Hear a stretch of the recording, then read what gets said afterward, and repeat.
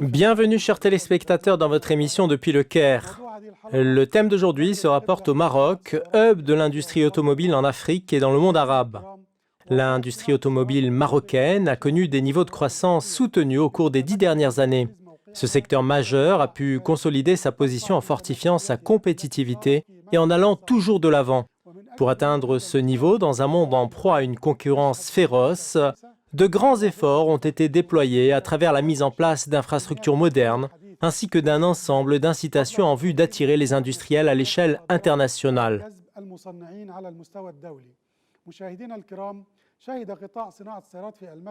Chers téléspectateurs, le secteur automobile au Maroc a fait un bond qualitatif. Ses exportations atteignent environ 64 milliards de dirhams grâce à la création de zones industrielles et économiques spéciales fortement attractives. Le Maroc est ainsi devenu le premier constructeur automobile en Afrique. En quelques années, le pays est devenu une plateforme industrielle régionale centrale dans ce secteur qui a eu un impact positif sur l'économie locale et la création d'emplois.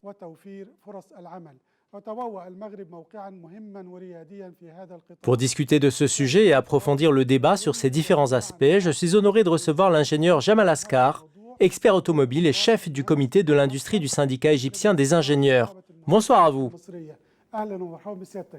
Bonsoir. Et également avec nous, Oussama Aboulmajed, président de l'association égyptienne des concessionnaires automobiles et membre du conseil d'administration de la Chambre de commerce. Bonsoir à vous. Bonsoir, monsieur. Alors pour commencer, Jamal Askar, comment évaluez-vous le boom que connaît le Maroc dans l'industrie automobile ? Permettez-moi tout d'abord de souligner que tout pays, institution ou ministère fixe au préalable des objectifs. Ces derniers doivent avoir une vision, une mission et un message. Un objectif, par exemple, est celui de l'industrie automobile, car cette industrie demeure la locomotive du développement humain des nations. D'ailleurs, les États-Unis et le Japon en constituent le meilleur exemple. Lorsque le Maroc a conclu l'accord d'Agadir avec l'Égypte, la Jordanie et le Liban, en vue de fabriquer des voitures et d'ouvrir un marché à ce sujet, avec un taux nul de droits et une composante locale atteignant les 40%, seul le Maroc a réalisé un boom sans précédent dans l'industrie automobile. Le Royaume est ainsi devenu un des pays qui exporte le plus de voitures vers la France, sachant que cette dernière a initié cette industrie au Maroc. Le Maroc a également gagné des parts de marché sur ses concurrents africains et européens. Oui, effectivement. Le Maroc a également écarté l'Afrique du Sud de la tête des pays producteurs de voitures en Afrique.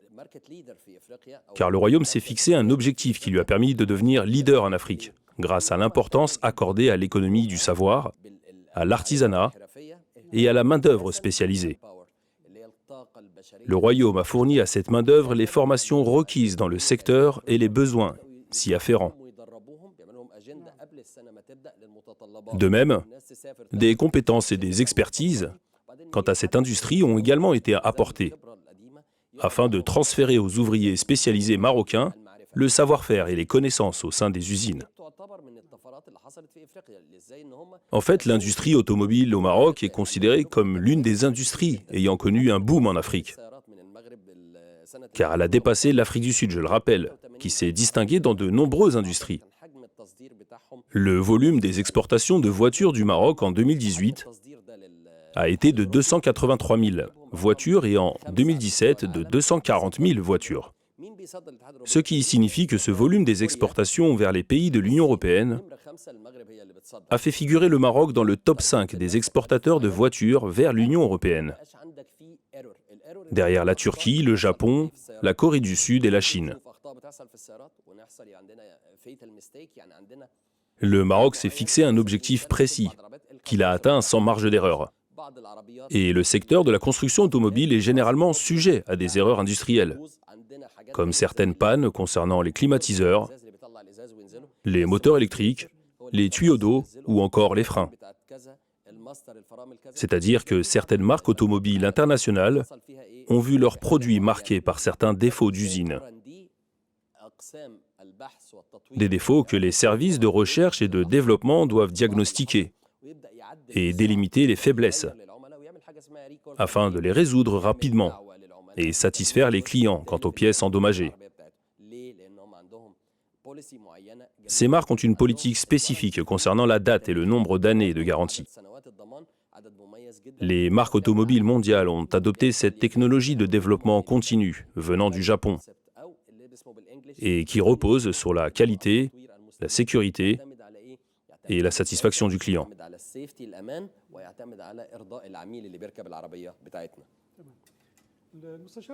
Oussama Aboulmajed, pourquoi les grands constructeurs tels que Renault, Peugeot et d'autres encore ont-ils choisi le Maroc pour faire un hub de l'industrie automobile en Afrique?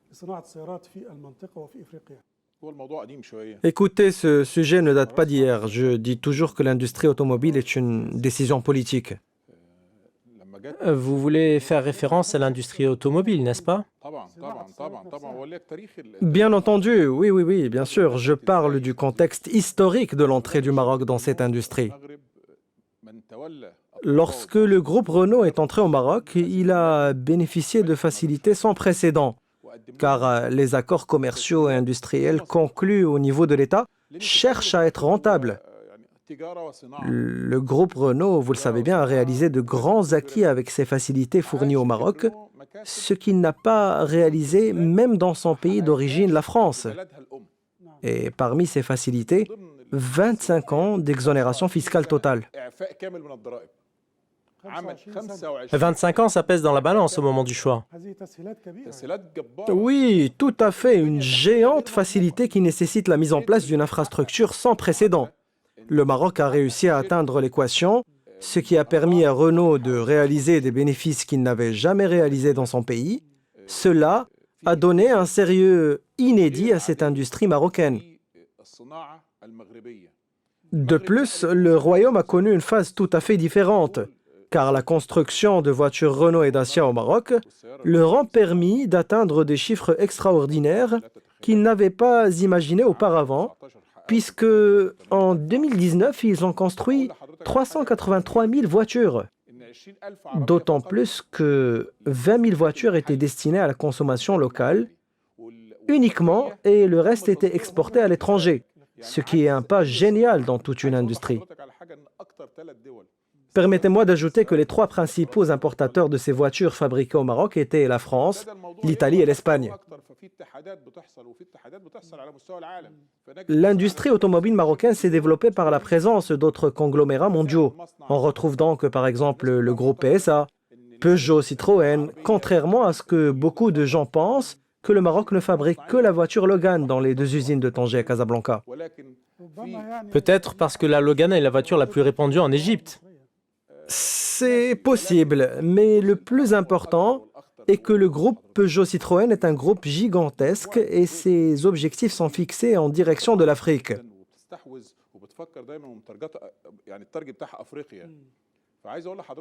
Ce groupe possède une immense usine au Maroc à Kenitra qui produit 200 000 voitures avec une composante locale allant jusqu'à 60%.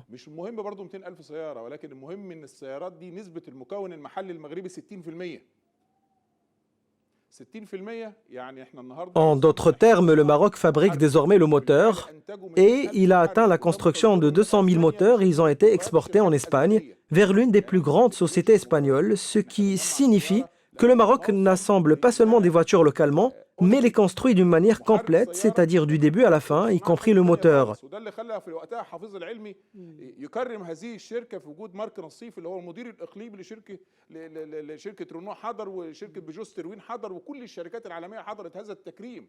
En fait, le royaume possède des usines géantes des groupes Renault et Peugeot-Citroën. Ces groupes représentent plus de 18% du marché africain et ont déplacé cette industrie automobile vers une deuxième et une troisième phase. Ainsi, le Maroc a pu conclure un contrat avec le géant chinois de la voiture électrique BYD à Tanger.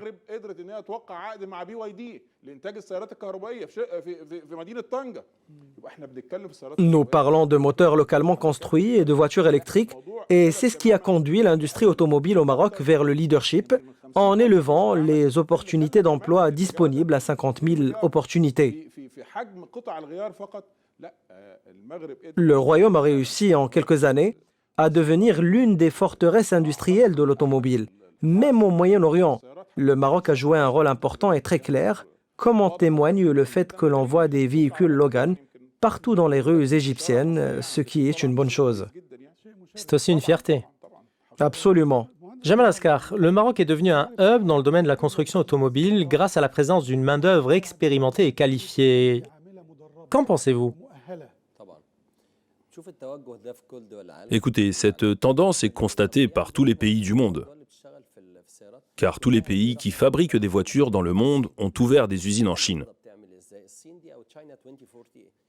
qui deviendra certainement le numéro 1 mondial dans la construction automobile en 2030. En fait, la Chine se caractérise par une main-d'œuvre formée et qualifiée, constituée de jeunes dans les usines chinoises, généralement âgés de 22 à 24 ans. Dans chaque usine, il y a plus de 30 jeunes, tous diplômés d'écoles supérieures d'ingénieurs, qui sont aux côtés de dirigeants et de chefs de section dans les usines, ceci afin de suivre, observer, apprendre et codifier. Donc ces méthodes prévoient la création d'autres usines à l'avenir, avec des matières premières de qualité et non coûteuses. Avec des références de haut niveau. Bien sûr, en fait, ils dépendent d'une technique qui consiste à la formation des compétences, afin qu'ils deviennent à leur tour des formateurs et transfèrent leur expertise apprise au sein même de l'usine à tout le reste du personnel. Dans la même veine, le Maroc a établi des partenariats avec la France, dans le cadre d'un accord gagnant-gagnant.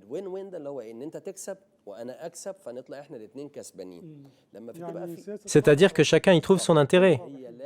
Effectivement. Le profit est recherché par les deux parties, à travers la formation de techniciens sur leur lieu de travail et dans les lignes de production.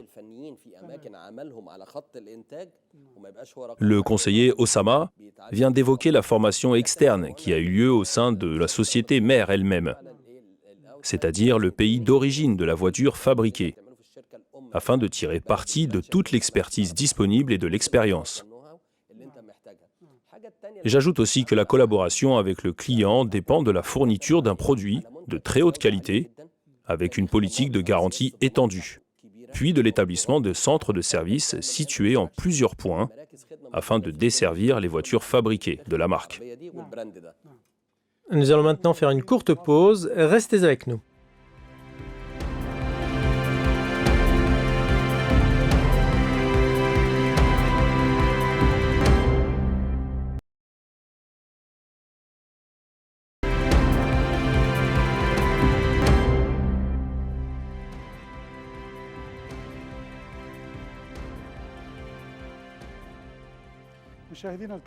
Chers téléspectateurs, nous voilà de retour pour la suite de votre émission.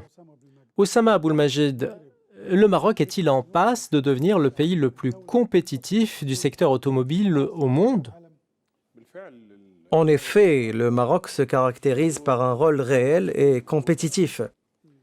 Il peut être concurrencé par la République arabe d'Égypte, car l'Égypte connaît la présence de 19 grandes usines de très grandes et géantes marques, telles que Mercedes-Benz, BMW, Nissan, BYD et Kia.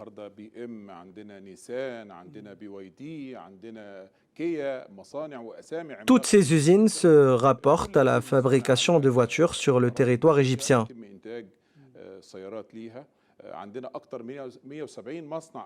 De plus, l'Égypte compte également 170 usines d'équipement liées à l'industrie automobile.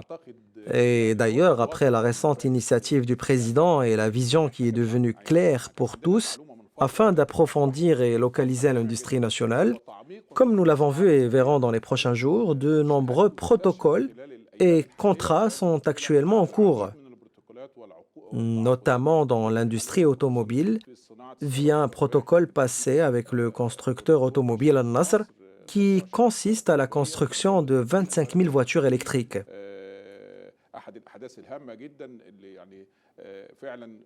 Ce qui change la donne en Égypte vers un avantage compétitif. Et bien évidemment, les qualités de l'industrie automobile marocaine sont indéniables. L'Égypte importe de plus en plus de véhicules en provenance du Maroc. Absolument, oui, oui, bien sûr, la Logan est la voiture la plus répandue en Égypte. En effet, il s'agit d'une chose que nous, les Égyptiens, sommes heureux d'avoir en abondance chez nous, une voiture de fabrication marocaine. De même, je pense aussi que tous les frères du Maroc seront heureux si, par exemple, ils auront chez eux une voiture de fabrication égyptienne. La localisation des industries arabes est quelque chose qui devrait vraiment être pris en compte au cours de la période à venir, car comme vous le savez, les économies des pays sont basées sur l'industrie et l'agriculture. L'industrie est un secteur très important. On ne peut nier par exemple la force et l'importance de Toyota au Japon et son impact sur l'économie japonaise, et General Motors et son impact sur l'économie américaine. L'industrie automobile est l'une des industries les plus importantes dont dépendent les économies des pays. L'industrie automobile coréenne, par exemple, est la pierre angulaire de l'économie coréenne. En Corée, il existe plusieurs marques qui représentent une très grande valeur dans l'économie coréenne. Dans la même circonstance, le Maroc est entré dans la compétitivité mondiale en matière d'industrie automobile. C'est une chose honorable. D'ailleurs, nous espérons voir les industries égyptiennes et marocaines parmi les meilleures au Moyen-Orient et dans le monde. Jamal Askar, l'Association des constructeurs européens d'automobiles a classé le Maroc au 5e rang en termes d'exportation des voitures vers l'Union européenne et le reste du monde. Qu'en pensez-vous? Le boom dont nous parlons a été réalisé grâce à cet objectif tracé par le Maroc. En fait, le royaume aspire à construire 1 million de voitures en 2021 destinées à l'exportation.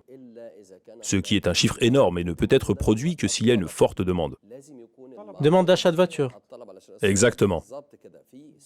Normalement, une demande d'achat de voitures existe sur 2 marchés, le marché international et le marché local. C'est pourquoi le Maroc agit bien sur les 2 marchés. En fait, la forte demande d'un produit se réalise quand il est doté d'une très bonne qualité, d'une excellente sécurité et d'un entretien au plus haut niveau. Les centres de service et la fourniture des pièces de rechange doivent être disponibles partout et à un taux de 98%. C'est la raison pour laquelle d'ailleurs le Japon est au sommet des ventes dans l'industrie automobile et de maintenance partout dans le monde, car son secteur des pièces de rechange fournit 98%. Lorsque 100 pièces de rechange sont demandées, 98 sont fournies.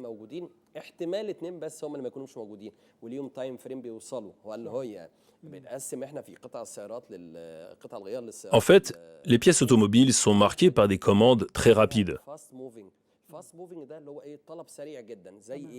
comme les filtres à air, les filtres à carburant ou encore les filtres à huile. Nous avons également des pièces automobiles à demande lente et très lente, comme au niveau du moteur, de la transmission des vitesses ou les pièces lourdes. Il n'est pas possible de fournir 100 moteurs en pièces de rechange, mais seuls 5 moteurs sont fournis. Les commandes n'en peuvent être réalisées qu'après achèvement des 5 premières. En revanche, la stratégie japonaise consiste à amener 2 moteurs à chaque commande. Cela dépend du moment et du trajet de la commande du Japon vers l'Égypte. Et cela, en général, nécessite 1 mois.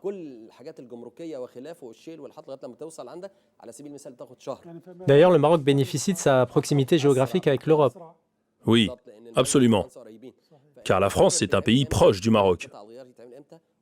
Il faut que la période de commande et de fourniture des pièces de rechange soit précise, afin de ne pas nuire à la satisfaction des clients avec lesquels vous collaborez. Le facteur de timing est très important.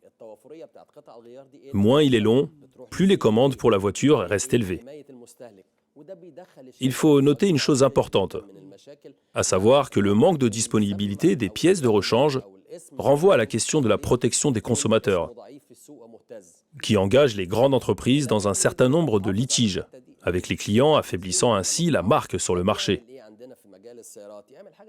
Par conséquent, il est très important de prêter attention à ce point, afin que le client émette de bons retours sur la voiture, concernant la présence de pièces de rechange et la garantie sur celle-ci. De ce fait, tous les retours que les clients donnent sur la marque aident à mettre en évidence cette marque sur le marché, car il s'agit d'une sorte de marketing et de publicité indirecte que les clients satisfaits fournissent sur la voiture. Ainsi, la marque automobile peut jouir d'une bonne réputation à travers le monde.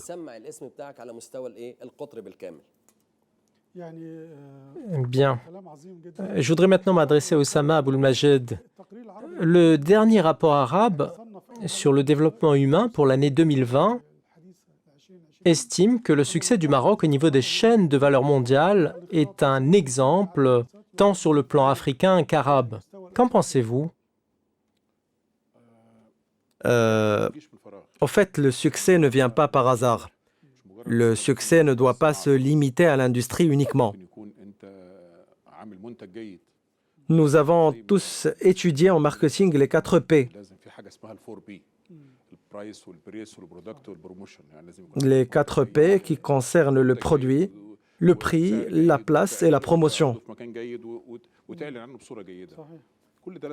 Tout cela doit être respecté. Et c'est ce qu'a fait le Maroc en constituant le Centre des jeunes dirigeants d'entreprise à Casablanca. Ce centre regroupe 81 pays et plus de 100 importateurs dans le monde au service de cette industrie. Et c'est donc une opportunité de commercialiser le produit construit au Maroc au niveau de 81 pays.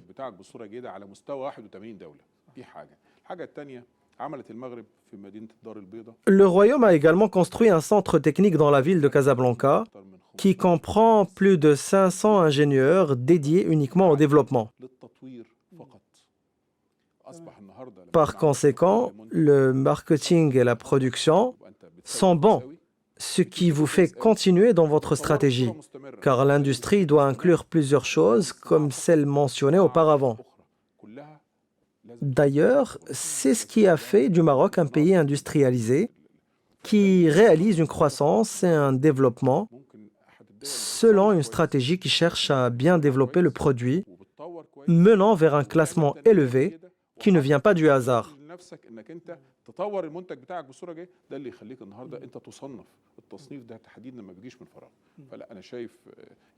Ce que je vois aujourd'hui, c'est que le Maroc évolue régulièrement. Ce développement se concrétise au niveau des usines d'équipement à travers le Royaume. De plus, le nombre de voitures exportées vers les pays européens augmente chaque année, ce qui est une bonne chose.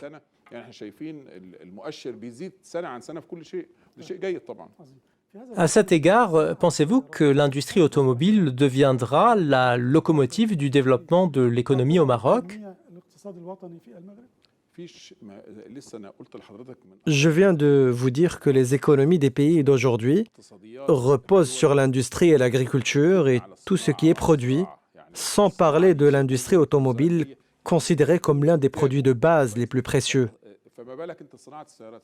La fabrication de voitures de haute qualité en grande quantité pour un pays affecte positivement l'économie, de sorte que ce pays devient un partenaire fiable dans le domaine des industries, lui facilitant l'entrée de devises et lui fournissant un réel équilibre économique. Par conséquent, l'industrie automobile est un secteur très très important.